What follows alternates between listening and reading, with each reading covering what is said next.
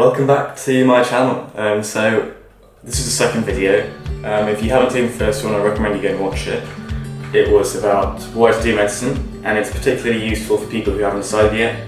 And it's also sort of useful for people who are doing interviews now and who've already decided, because it answers the interview question of why do medicine, or why do you become a doctor.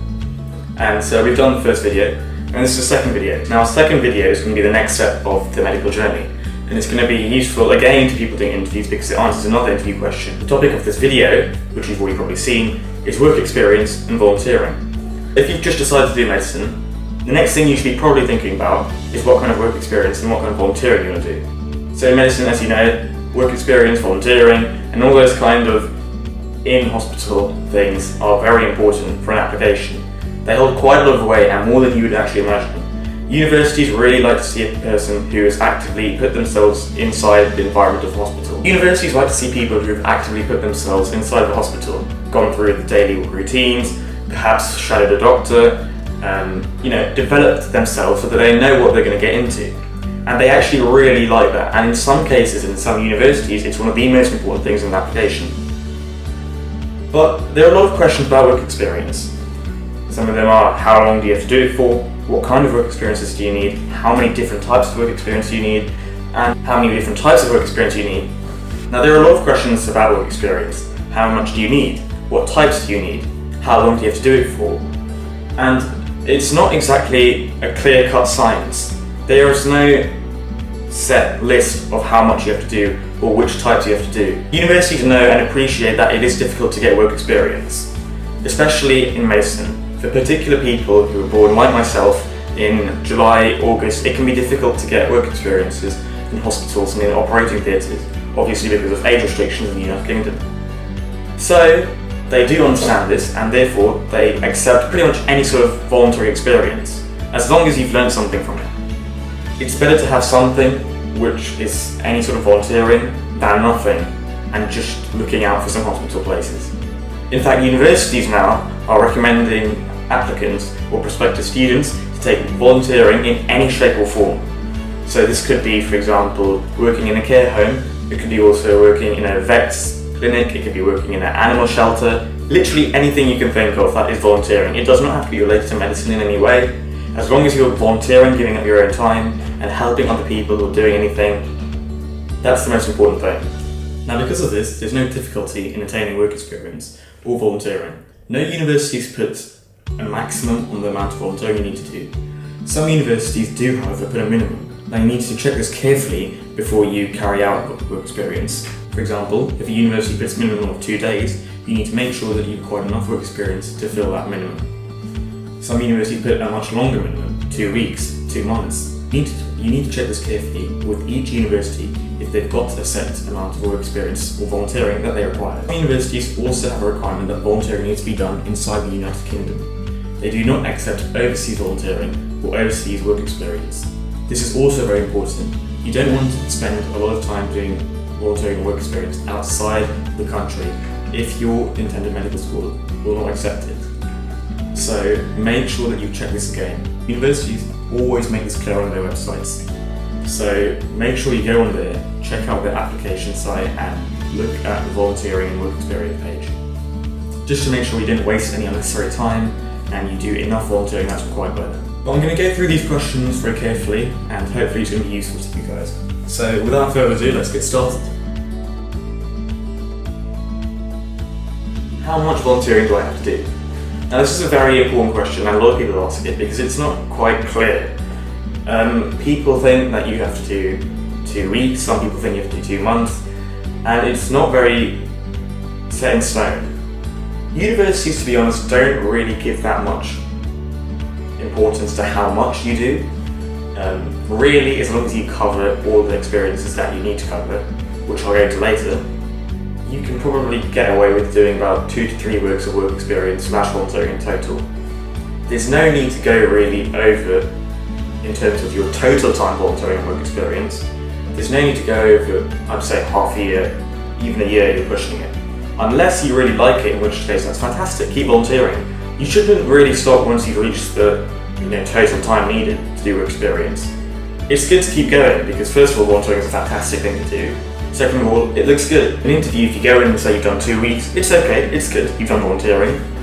But if you go in and say you've done a year of straight volunteering here, or you've done 2 stints of volunteering spanning across 15 months, it looks fantastic. You've shown dedication, you know what you're doing, you're clearly ready to go into the hospital. Personally, myself, I did a lot of volunteering. I wasn't really sure, so I just sort of did everything that I could find just to make sure, which is what I found safe. So I did 3 different volunteering experiences on my own. One of the charity shop, the BHF Charity Foundation, which was really good. I actually managed to do some charity work for them as well later on, because it's quite close to my family, so that was really good. The second I did was at Watford Hospital, and that was again for about 6 months, and that was really useful. I now feel a lot more prepared to go into hospital because I'm not that taken by surprise. Obviously it'll be a lot different, but I'm now adjusted to the surroundings and the environment of the hospital. The emotional difficulties, talking to patients, I'm now very much used to that sort of surrounding. So that was really useful. I really recommend trying to get a hospital stint. So I did that for about half a year. My BHF Charity Foundation was for about a year, I'd say, again. Yeah, about a year and a month. And then my last one was Kestrel, which I organised without my school on my own. And that lasted for about 2.5 years. That was probably my best work experience, if I'm going to be honest. Not the hospital, not any of my work experiences, although they were all fantastic. My Kestrel volunteering, which I did completely through my own self, was so useful. Because it was over the span of 2.5 years, by the end of it I felt like I was one of the staff. I felt like I was so comfortable going in, everyone knew me, I knew all the patients, I built relationships. I was so used to speaking with patients who had various conditions such as Alzheimer's, Parkinson's disease, and it was just something that was second nature to me now, really. And now I'm a lot more confident speaking to these people who are afflicted by these diseases. And it makes it so much easier when you come to hospital work, when you come to interview as well. Because before that I was sort of a really shy person. I didn't really speak out much, I kept to myself a lot. Honestly, this volunteering changed pretty much how I talk, pretty much my life. I'm not oversaying this. A lot of people say that on their personal statements, it's really important. Hand on heart, this was one of the best experiences of my life. It definitely changed the way I talk, it changed the way I speak to people, and it made me a lot more confident, which helped me so much in an interview. Because I was a lot more confident talking to interviewers, I knew what I was talking about because I'd done this for 2.5 years, this was now who I was. So I was so confident talking to interviewers, and I just felt like whatever they threw at me, I could always go back at them. I had so much experience, I thought there's nothing they can fault me here with. With volunteering, interviews usually ask you, not how much you did, but what you've learned from it. And the more you've done volunteering, the more you pick up, the more examples you have, the more things you've done. And it just feels such a comfortable area to talk about. You lose all of the anxiety, the nerves, because you just feel so comfortable talking about it. You've done it for so long. And so, although you don't need to do it, and if it's just getting in the way of your life and you don't really enjoy it that much, I would, instead of stopping it, I would pause it and find another one that you do enjoy, because believe me, the longer you do it, the more comfortable you are. And I know people say you don't need to do it for too long.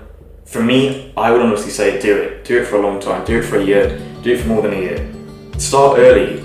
If you're in year 12, start immediately. If you're in year 11, start now. Don't leave it. The earlier you start, for me, the more comfortable you get and the better you get at an interview, and it just will help you.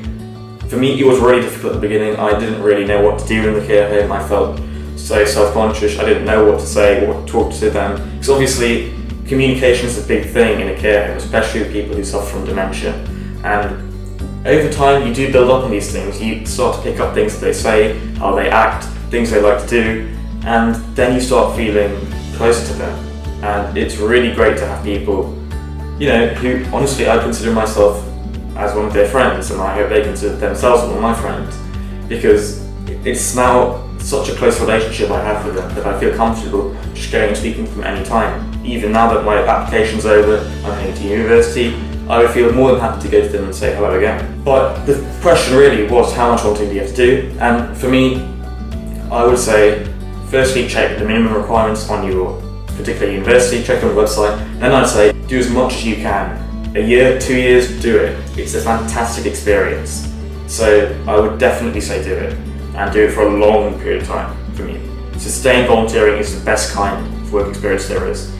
It helps me, genuinely helped my interview technique, and it also bumped up my personal statement so much. I think it made my application look a lot more strong, because I had a lot of examples to build up of, and I had shown that dedication to volunteering. And I genuinely think that was one of the best things of my whole application portfolio.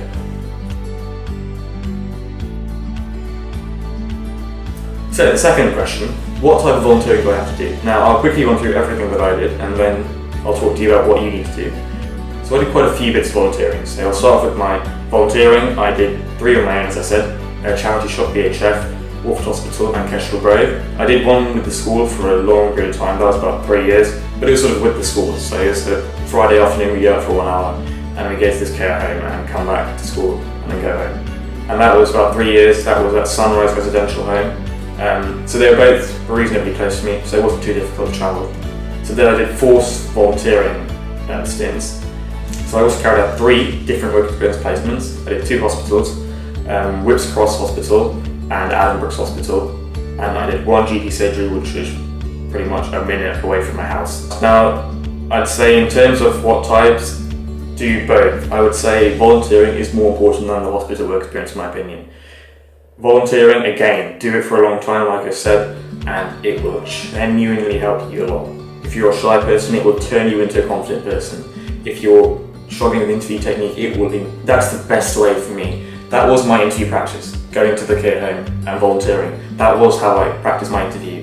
And I just feel like no one talks about volunteering enough. But the hospital work experience is helpful in a different scenario. It helps you sort of learn more about being a doctor. Now, a lot of people say go read about the NHS, go read about how a hospital runs. The best way to do it is to actually go to a hospital. If you're shadowing a consultant, if you're shadowing a GP, you should probably go and talk to them, ask them questions. That's the best way to learn. Seeing it from firsthand, talking to a consultant, talking to doctors, that's the best way to learn it. You only need to do a week each of a hospital placement, no longer than that is necessary.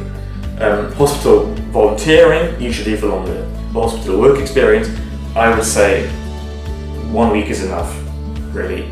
Yeah, 1 week is enough. A few days is probably too short. 1 week is probably just a sweet spot. In terms of what types, you need to do 1 primary care and 1 secondary care. So primary care is a GP clinic, somewhere local healthcare.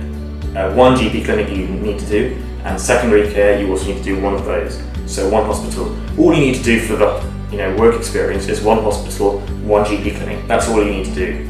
In terms of volunteering, you need to do probably only 1 is really necessary, but it's good to get a variety. I would say do 1 care home, 1 charity shop, and try and get a hospital as well.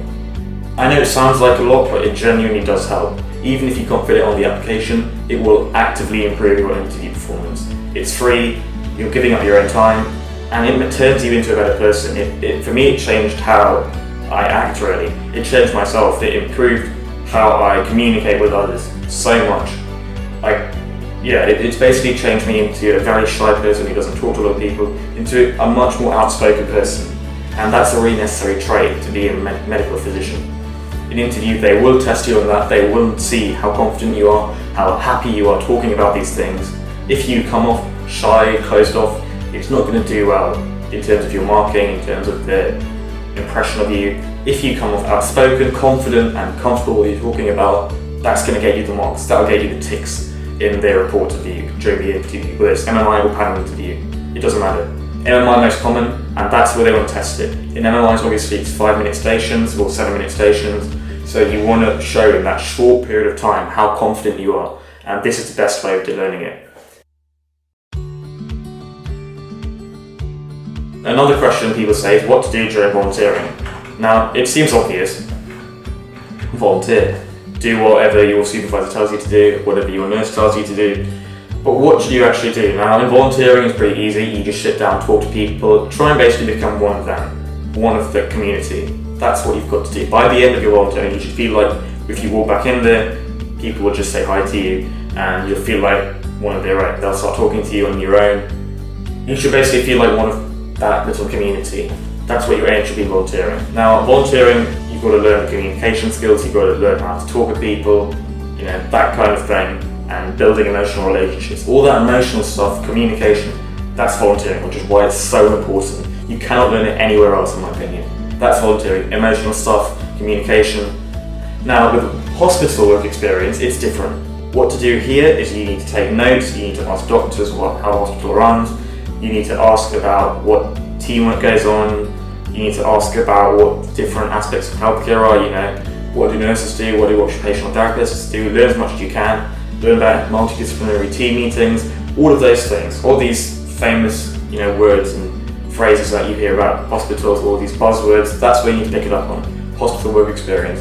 And how you do that is asking people, actively ask doctors questions. Don't just walk around and shadow them and be quiet. Ask them questions, get involved, just ask them a few questions. They're not going to judge anything. They know that you're a school student, you don't know much, so there's no problem with you asking questions. That's why they're there. That's why they've said, okay, I'll take this person's work experience. They want to tell you stuff, they want you to ask questions. So do that, go and ask questions. If you genuinely you've got no questions, then don't, but that's not going to happen. It's a hospital, you've never been there, you'll definitely have things to ask.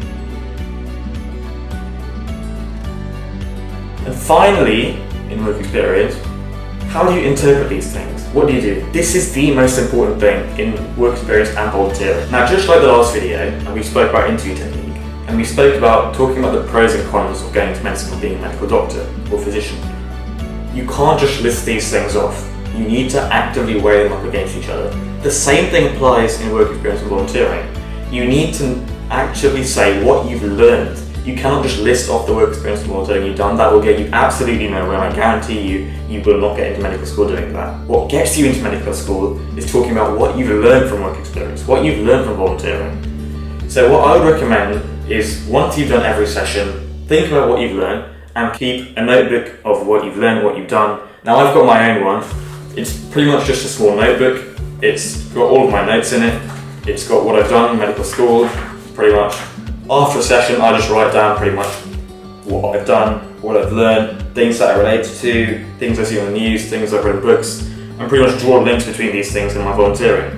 And it pretty much just goes on. Some sessions, obviously, nothing much happened, but I tried to squeeze out pretty much every juice of learning that I could from it. And so I'd had lots of notes. By the time I came to interview prep, I was confident in what I was learning.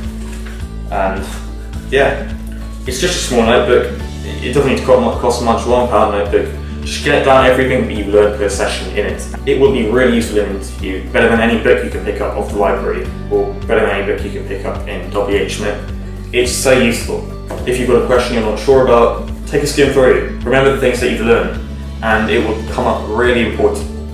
And it's basically just everything that I've done in volunteering, everything I've done in work experience, all in one handy book. The most important thing about this book, it's your book. It's not anyone else's book. There's no point getting a book of someone else and reading what they've done, because you've not gone through that experience. Interviewers are highly trained in noticing these things. They will know exactly what you're telling the truth about and what you're lying about.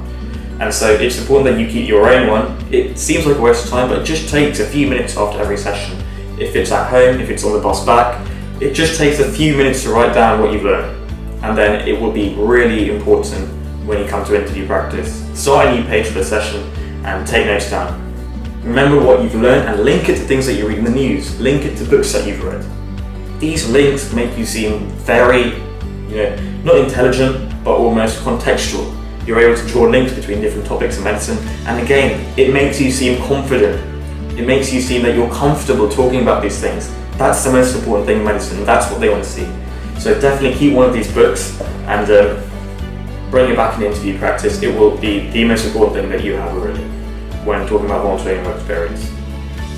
So we've spoken about how much volunteering you need to do, what type of volunteering to do, what to do during volunteering, how to interpret during volunteering, and how to talk about it during interview. In terms of the interview answers, the last thing I would say here is always bring up examples from work experience and volunteering. Don't just say again, I've done this volunteering, or I've learned this from volunteering. Bring in examples. That's again why it's so important to do long periods of volunteering for me. I think doing it over a period of a year, 2 years, you accumulate loads of events, loads of things that you've done, and you can bring these into interview answers and interview responses. So, for example, let's say an interviewer talks about, tell me an example where you've had to develop your communication skills.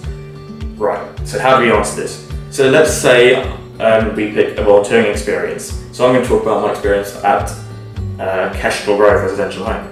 And so what am I going to say? The first thing I'm going to say is, communication is one of the most important skills of a doctor. It involves talking to patients and being able to break down complex things into more simple language so that they can understand it. Not only this, breaking down language so that all patients can understand it, regardless of condition, diseases, and language. And it's really important to do this, especially having seen it myself firsthand at Kestrel, where I did a 2-year volunteering stint at.